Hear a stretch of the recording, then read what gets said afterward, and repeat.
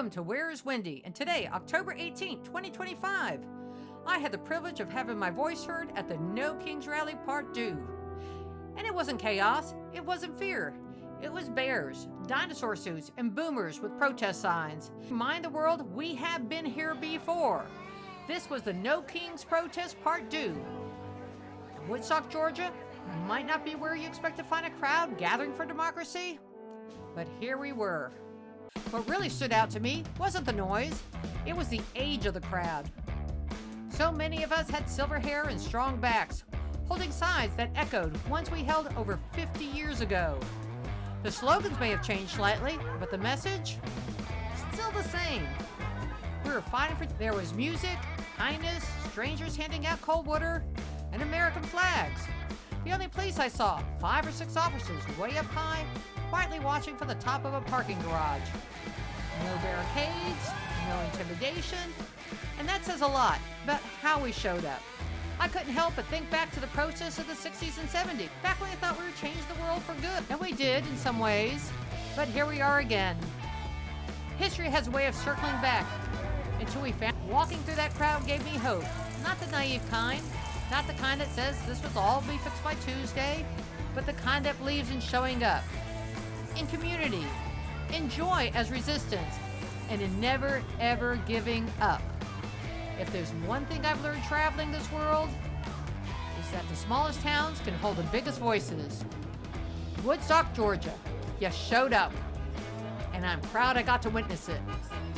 Thank you for watching. Please like and subscribe.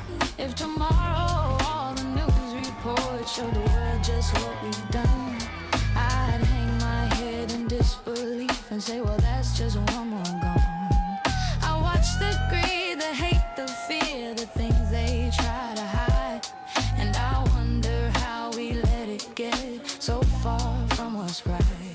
And I'm ashamed to be an American where we shout but never hear, where the rich get richer every day while the poor just disappear.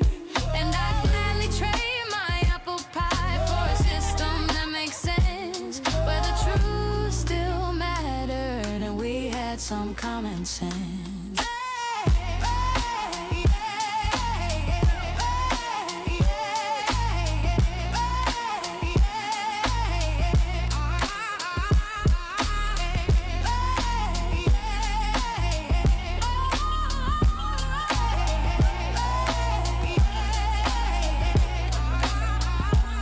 From the mountains full of strip mine scars to the oceans filled with waste, from the schools that can't afford to teach to a healthcare scheme disgraced. We could fix it, we could change it, but we'd rather pick a side and call our neighbors enemies instead of unify. And I'm ashamed to be an American where we fight but never grow, where the ones in charge just play their games while the rest are stuck below. And I'd gladly take accountability for a land that's gone astray, but we'd rather blame each other than find a better way.